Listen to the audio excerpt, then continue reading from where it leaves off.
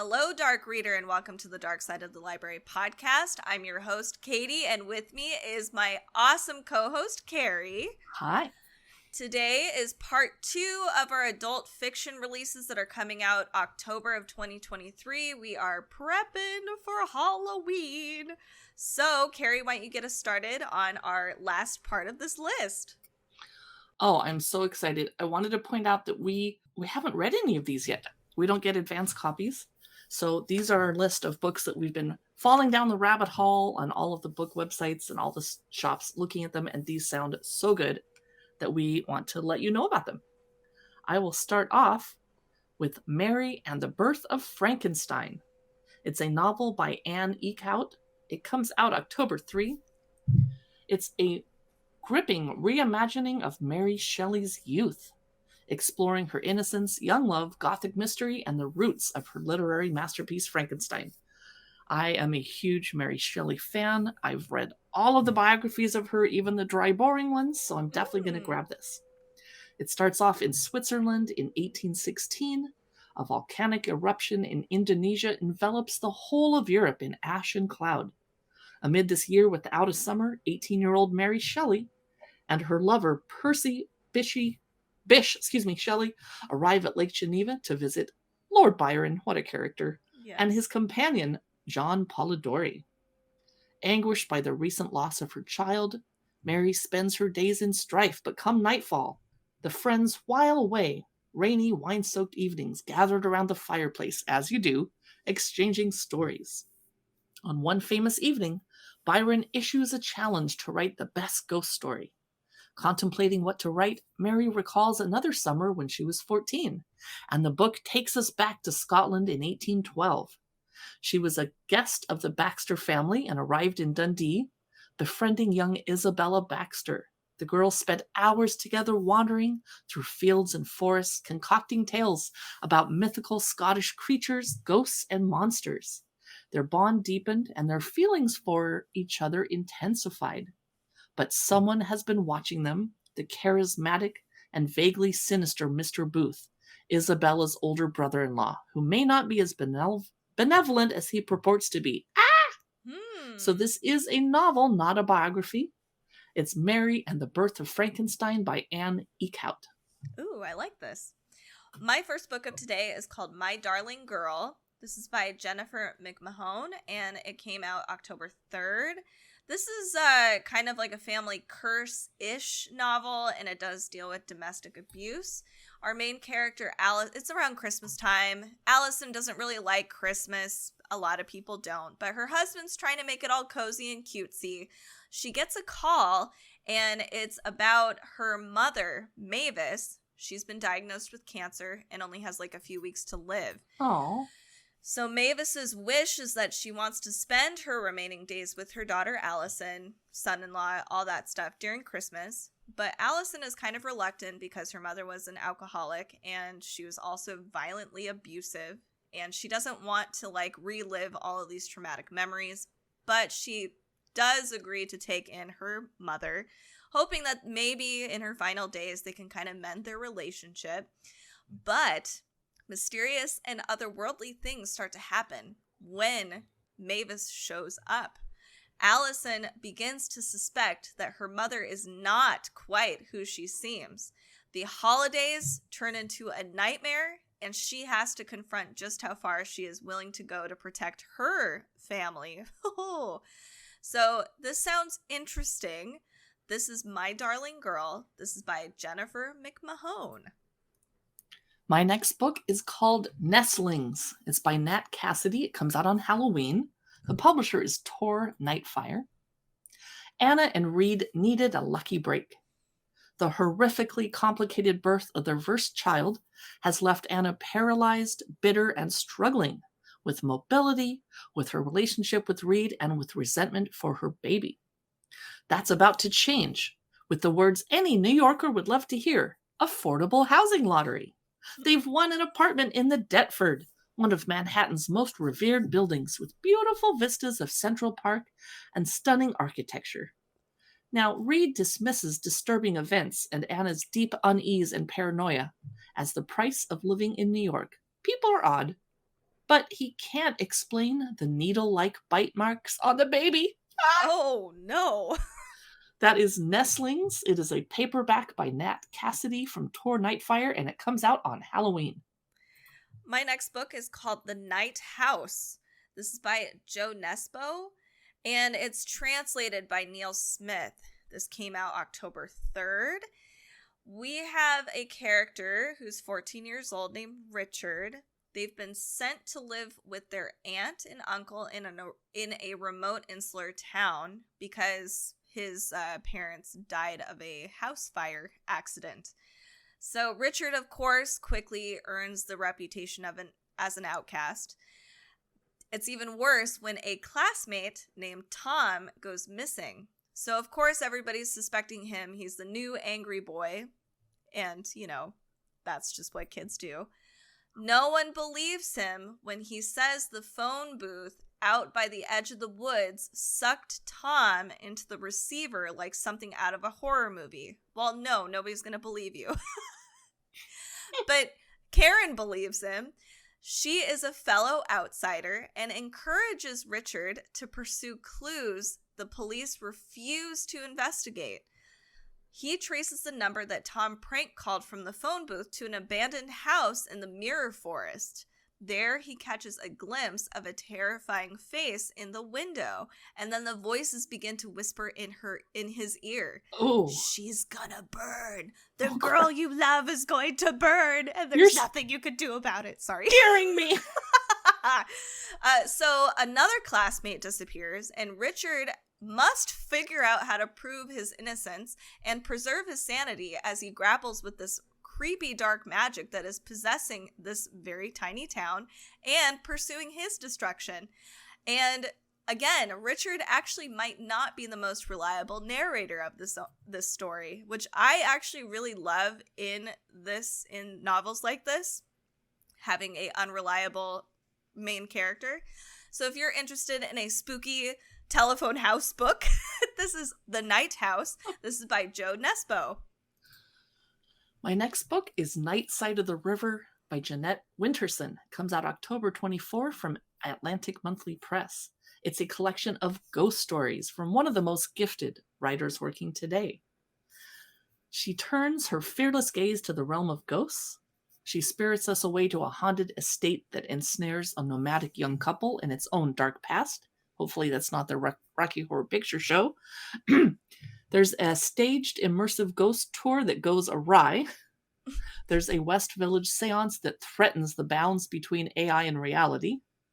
And a vacation home in the metaverse where a widow visits an improved version of her deceased husband. The stories are gloriously gothic and unnervingly contemporary. Winterson is examining grief, revenge, and the myriad ways in which technology can disrupt the boundary between life and death. I need this. I love short stories. This is Night Side of the River by Jeanette Winterson. My next book is a dark comedy. It is called Normal Women, and it comes out October 10th. This is by Ainslie Hogarth. When her daughter Lottie was born, Danny had welcomed the chance to be a stay-at-home mom, to be good at something for once. But now Danny can't stop thinking about her seemingly healthy husband Clark dropping dead. Not because she hates him. I mean, not right now anyway. But because it's abundantly clear to Danny that if he dies, she and Lottie will be left destitute. Oh, okay. Well, keep him alive then, geez. Right. So Danny discovers this place called the Temple. It's seemingly a yoga center. The Temple and its guardian, Renata, are committed to helping people reach their full potential. And if that sometimes requires sex work, so be it. Oh, I see the catch now. Yes. So finally, Danny has found something she could be good at, even great at, meaningful work that will protect her and Lottie from poverty and provide true economic independence from Clark. Just as Danny is preparing to embrace this opportunity, Renata disappears, and Danny discovers there might be something else she's good at, uncovering secrets. This sounds kooky. I might pick this up if I have some time, which is laughable because Carrie and I don't have time. But I would love to. This sounds fun. This is called Normal Women. This is by Ainslie Hogarth. My next book is Out There Screaming, an anthology of new black horror. It's by Jordan Peele. The visionary writer and director of Get Out, Us, and Nope. So some of the stories involve a cop begins seeing huge blinking eyes where the headlights of cars should be that tell him who to pull over. Oh. Two freedom riders take a bus ride that leaves them stranded on a lonely road in Alabama, where several unsettling somethings await them. A young girl dives into the depths of the earth in search of the demon that killed her parents. These are just a few of the worlds of Out There Screaming, Jordan Peele's anthology of all new horror stories by black writers. One of them is Tananarive Dew, Rebecca Rowanhorse, Nicole D. Sconiers, Terrence Taylor, Cadwell Turnbull, and more. That's Out There Screaming, and it came out October 3. I think that one is ready for me at my library, actually, so I'm pretty excited to pick that up. My next book is The Pale House Devil. I don't know why I keep wanting to say Pale Horse. I was even practicing in my head. Pale House Devil by Richard Kadrey. This comes out October 10th. Ford and Newland are paranormal mercenaries? I love that. One living and one undead. One kills the undead and the other kills the living. Oh, how convenient. When a job goes bad in New York, they head west to wait for the heat to cool down. There, a young woman named Tilda hires them on behalf of wealthy landowner Shepard Mansfield to track and kill a demon haunting a mansion in remote Northern California. As Ford and Newland investigate the creature, they uncover a legacy of blood, sacrifice, and slavery in the house. Forced to confront a powerful creature unlike anything they faced before, they come to learn that the most frightening monster might not be the only one they're hunting. Honestly, I actually am in. This sounds fun. I like paranormal mercenaries. This is called The Pale House Devil by Richard Kadrey. I didn't know that paranormal mercenaries was a genre. I didn't either. Up and coming. Is it a job too? Because that would be fun. My next book is The Paleontologist, a novel by Luc Dumas. The publisher's Atria Books. It's going to come out on Halloween. A haunted paleontologist returns to the museum where his sister was abducted years earlier and is faced with a terrifying and murderous spirit. Oh. So Dr. Simon Neely is the curator of paleontology, and he never expected to return to his Pennsylvania hometown, let alone the Hawthorne Museum of Natural History. He was just a boy when his 6-year-old sister, Morgan, was abducted from the museum under his watch, and the guilt has haunted him ever since, as it should. Sorry. After a recent breakup and the death of the aunt who raised him, Simon feels drawn back to the place where Morgan vanished, in search of the bones they never found. But from the moment he arrives, things aren't what he expected. The Hawthorne is a crumbling ruin, still closed amid the ongoing pandemic, and plummeting toward financial catastrophe. Worse, here's where it gets good, Simon begins seeing and hearing things he can't explain, like strange animal sounds, bloody footprints that no living creature could have left, a prehistoric killer looming in the shadows of the museum. He's terrified that he's losing his grasp on reality, and he turns to the handwritten research diaries of his predecessor and uncovers a blood-soaked mystery 150 million years in the making that could be the answer to everything. Whew. Wow. That's The Paleontologist, a novel by Luc Dumas. All right. Buckle up. This novel has a lot going on. This is called I'm ready. Phantom. This is by Helen Power, and it comes out October 10th. Our main character's name is Regan or Roz, and they're broke. Her boyfriend won't take no for an answer, and nobody's taking her art seriously. So this mysterious stranger offers her $1 million and safety from her apparently unstable ex in exchange for her left hand. And she just can't afford to refuse this, apparently. She's that desperate.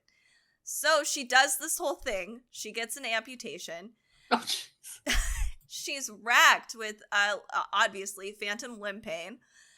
Desperate for relief, she enrolls in an experimental drug trial.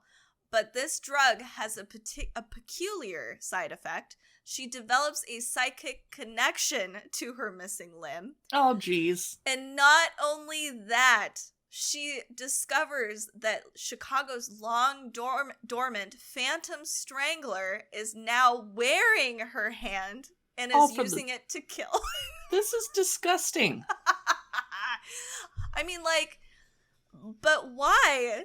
That's just, why would you do that? I don't know. Anyway. How did this get published? I'm sorry. I don't know. This is called Phantom. And honestly, I do like the cover. It's cool. The hand looks all melty on the cover. But anyway, this is by Helen Power. There's a lot of like disfigure or like hand limb books for the past fall season, I guess. I don't know. Anyway, what's next for you, Carrie? You know, I can just see all the people that are listening to our podcast in a car are going to get home tonight and run over to their phone or computer to look at the cover of this book. I don't know if the hand is melting or if it's covered in white chocolate. I know, right? It's a really mixed bag of feelings for this cover. Anyway. Okay. The book I am the most ridiculously excited for this month, and it's arriving on my doorstep this afternoon, and I have just carved out a little bit of time to jump into it and start reading it. The Scandalous Confessions of Lydia Bennet, Witch.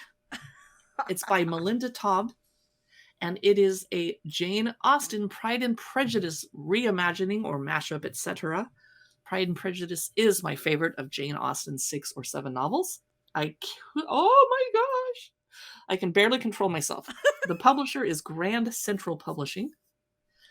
So in this retelling of Jane Austen's Pride and Prejudice, Lydia Bennet, the young, slutty sister, puts pen to paper to relate the real events and aftermath of the classic story. Now, some facts we already know. Mrs. Bennet suffers from her nerves, blah, blah, blah. Mr. Bennet suffers from Mrs. Bennet and her nerves. And all 5 daughters suffer from a state that is entailed only to male heirs. But Lydia suffers from entirely different concerns. Her best-loved sister Kitty is really a barn cat. Wickham is every bit as wicked as the world believes him to be, but what else would one expect from a demon? Oh my god. And if Mr. Darcy is uptight about etiquette, that's nothing compared to his feelings about magic. And most of all, Lydia has yet to learn that for a witch, promises have power. So this book is full of enchantment, intrigue, and boundless magic. It's irreverent. It might not be the darkest book ever, but I'm totally there for it. And when you get home, go look at the cover. There's black cats and flames and lanterns and cups of tea. It's so awesome. I think it's going to be a fun, kind of a cozy read. The Scandalous Confessions of Lydia Bennet, Witch by Melinda Taub. It is the witchy season, so yes. I think it's totally acceptable.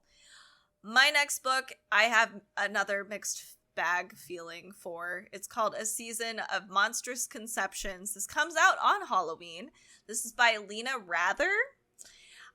So we are placed in 17th century London, and weird babies are being born. They're born with eyes that are made for the dark and webbed digits suited for the sea. So it kind of reminds me of like Selkies or something. Okay. Sarah Davis is intimately familiar with such strangeness, having hidden her uncanny nature all her life and fled to London under suspicious circumstances. Well, yes. Of course. So Sarah starts over as a midwife's apprentice to a member of the illegal, worshipful company of midwives. Oh my. So she's hoping to carve out a life for herself, but with each new unnatural birth, the fear in London grows of the, quote, devil's work. So when the wealthy Lady Wren hires her to see her through her pregnancy, Sarah quickly becomes a favorite of her husband, the famous architect Lord Christopher Wren, whose interest in the uncanny borders on obsession. Sarah soon finds herself caught in a web of magic and intrigue created by those who want to use her power for themselves and whose pursuits threaten to unmake the earth itself. this got dramatic. Whoa. So, the Earth is gonna be doomed by babies with web digits. Okay, so this is a season of monstrous conceptions by Lina Rather. My next book has a pineapple on the cover, and I don't know why. It's called She's a Killer. It's by Kirsten McDougall. The publisher I've never heard of. It's Gallic Books. It's described as Eleanor Oliphant meets Killing Eve. It is a story of a reluctant genius who's drawn into radical action as the world falls apart around her. Alice is a 30-something with an IQ of 159, almost a genius. She only communicates with her mother in Morse code. Her imaginary friend is back. Erica, daughter of hot wealthy G who loves Russian literature, genuine genius, killer eyeliner, and killer instincts. The climate's in crisis, and wealthy immigrants are flocking to New Zealand for shelter. They're stealing land, driving up food prices, and taking over. But Alice has far more important things to worry about. Hating her best friend's husband, getting free wine, I'm there for that, and quiet quitting her dull day job until she meets Erica. Now Alice is about to find herself drawn into action of the most radical and dangerous kind.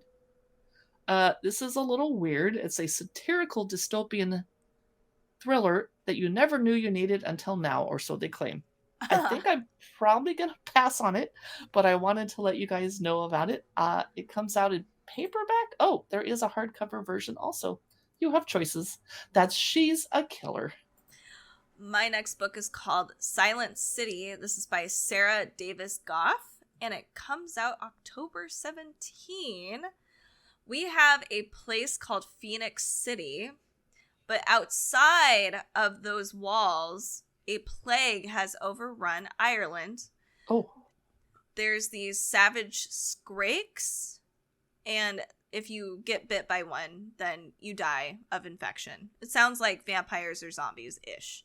So inside Phoenix City, we have Orphan and other survivors of the plague who gather in meager numbers.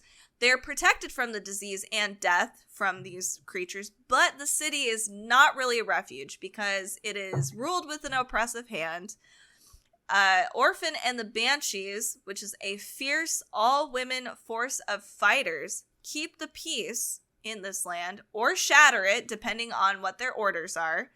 But when two women are publicly executed, Orphan knows she must make a choice between guaranteed survival within a cruel society or treacherous freedom beyond the walls. This sounds interesting. I might pick this one up. This is called Silent City. This is by Sarah Davis-Goff. My next book is Starling House by Alex E. Harrow. Comes out October 3. It's a gorgeous modern gothic fantasy from the author of The 10,000 Doors of January.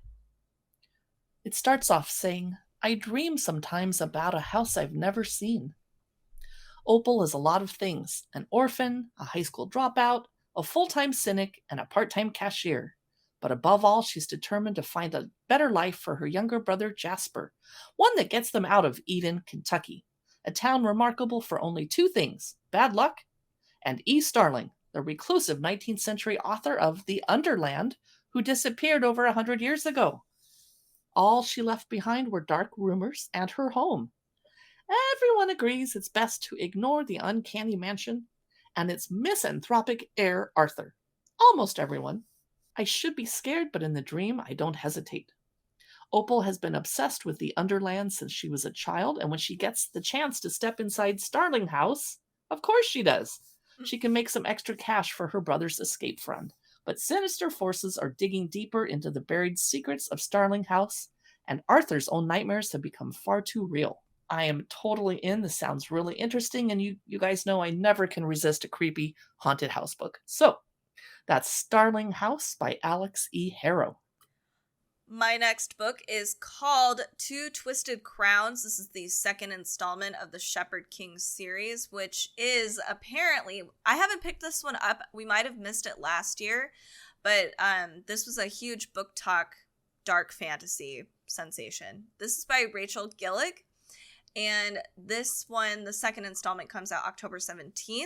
I don't want to ruin everything for you, so I'm looking at kind of the first book, and it says this is for fans of Uprooted and For the Wolf, which now I'm kind of like, Anyway, this is a lushly gothic fantasy about a maiden who must unleash the monster within to save her kingdom. But the monster in her head isn't the only threat lurking. So if you want to check out the entire series, you can. Sometimes I love a good binge read. So this might be one for you. This is the Shepherd King series, but book 2 is coming out, Two Twisted Crowns by Rachel Gillig. My next book is The Unmaking of June Farrow. It's a novel by Adrienne Young. It comes out October 17. A woman risks everything to end her family's centuries-old curse, solve her mother's disappearance, and find love. The author also wrote Spells for Forgetting. So this book is set in the small mountain town of Jasper, North Carolina, and June Farrow is waiting for fate to find her. The Farrow women are known for their thriving flower farm and the mysterious curse that has plagued their family line. I'm kind of thinking of Practical Magic right now. Yeah. The whole town remembers the madness that led to Susanna Farrow's disappearance, leaving June to be raised by her grandmother and haunted by rumors. It's been a year since June started seeing and hearing things that weren't there. Faint wind chimes, a voice calling her name, I just got goosebumps, and a mysterious door appearing out of nowhere. Apparently that is a trend this season. Books with mysterious doors that appear. June always knew that these were signs of what was coming. June is determined to end the curse once and for all, even if she has to sacrifice finding love and having a family of her own. After her grandmother's death, June discovers a series of cryptic clues regarding her mother's decades-old disappearance, but they only lead to more questions. But could the door she once assumed was a hallucination be the answer she's searching for? The next time it appears, June realizes she can touch it and walk past the threshold. That's all I'm going to let you know about The Unmaking of June Farrow by Adrienne Young. I am definitely buying this book. All right, my next book is called Veil of Doubt. This is by Sharon Virts, and it comes out October 10th. This is actually based on a true story, so it's part true crime thriller. It's also, this one might be the part where it lost me. It's a part legal procedure as well. Sometimes those can be really exciting, but sometimes it's like, it depends. So basically what the story is about, it's placed during the Reconstruction era of Virginia in the South. I guess technically Southeast. Anyway, so we have Emily Lloyd, who's accused of poisoning her 3-year-old daughter, Maud. But the thing is, this isn't the first big thing that's happened in her home. So her husband, her 3 other children, also all died of mysterious illnesses. So, of course, the town, after Maud's death, suspects foul play. So Mrs. Lloyd is charged not only with poisoning her child, but also murdering everybody else and apparently her aunt. Well, she's been busy, you know. I know. We also have the perspective of a brilliant attorney, Powell Harrison. He recently returns to Virginia to help his brother manage their late father's practice. So Mrs. Lloyd is actually approaching him to be her representative for defense, and he's like, no, I don't want to do that. Because, like, his whole family's reputation is on the line, and she clearly looks pretty guilty. But as details about the widow's erratic behavior and her reclusive neighbors emerge, Harrison begins to suspect that an even more sinister truth might lurk beneath the family's horrible fate. And he finds himself drawn to this case, even though he knows deep down he probably shouldn't be representing her at all. So that's kind of the basis of this book. It sounds intriguing in the fact that this is based on a real story and it's very well researched. This is Veil of Doubt by Sharon Virts. I think I'm probably going to pick it up. My final book today is not the darkest book ever, but bear with me. It's What the River Knows. It's a novel that's book 1 of the Secrets of the Nile series by Isabel Ibanez. It comes out October 31, It's described as The Mummy Meets Death on the Nile. It's a lush, immersive historical fantasy, and it is a YA book, but I snuck it in here because I think a lot of you might enjoy this after all. So Bolivian-Argentinian Inez Oliveira belongs to the glittering upper society of 19th century Buenos Aires. And like the rest of the world, the town is steeped in old world magic that's been largely left behind or forgotten. I love books about forgotten magic. Yeah. Inez has everything a girl might want except for the one thing she yearns for the most, her globe-trotting parents who frequently leave her behind. Then she receives word of their tragic deaths. She inherits their massive fortune and a mysterious guardian, an archaeologist who's not Indiana Jones, I promise. He's in partnership with his Egyptian brother-in-law. She's yearning for answers and sails to Cairo, bringing her sketch pads and a golden ring her father sent to her for safekeeping before he died.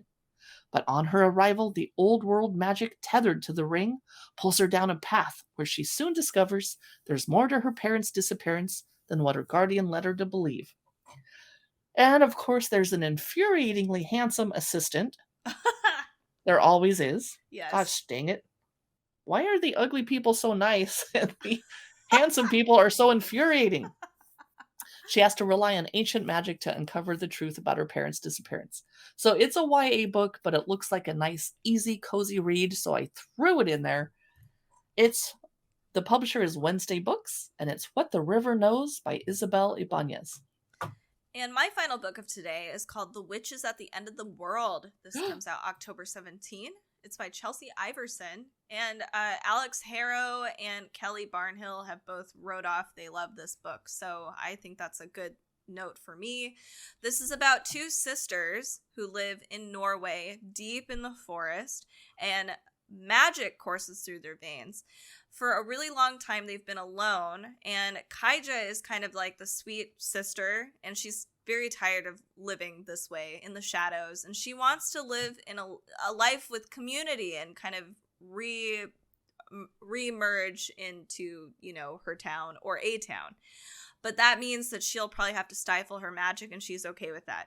Mina, on the other hand, is a witch through and through. She's really resentful, and she definitely has like this anger thing that's just below the surface, especially the fact that they were driven from their village the day that their mother was burned at the stake. So Kaija does leave to pursue a new life. Mina is now left alone in this forest and kind of consumed by darkness. She's devastated and outraged. This is kind of a bit of a betrayal, so she casts a curse to punish those who took everything from her. Get them! Right. But what she doesn't realize is that this act now incites a deadly chain of events. It might destroy everything, including the life Kaija has lovingly built. But once a witch's rage boils, regret means nothing. She can't take back what's already been done. So this sounds really good. I'm excited. This is called The Witches at the End of the World. This is by Chelsea Iverson. So that is it for our part 2 of our podcast on dark adult and a couple YA books coming out October 2023. You can listen to upcoming episodes of our podcast on dark nonfiction, dark kids books, dark YA books. We publish on Weird Wednesdays and Freakish Fridays and occasionally on Morbid Mondays. Thank you so much. Be sure to go to @Darkside of the Library on your favorite social platform, except for TikTok and except for Snapchat. And if you'd like to watch our live streams on books, toys, Halloween decor, etc., we're at amazon.com/live/Darkside of the Library. We'll chat with you in the next episode.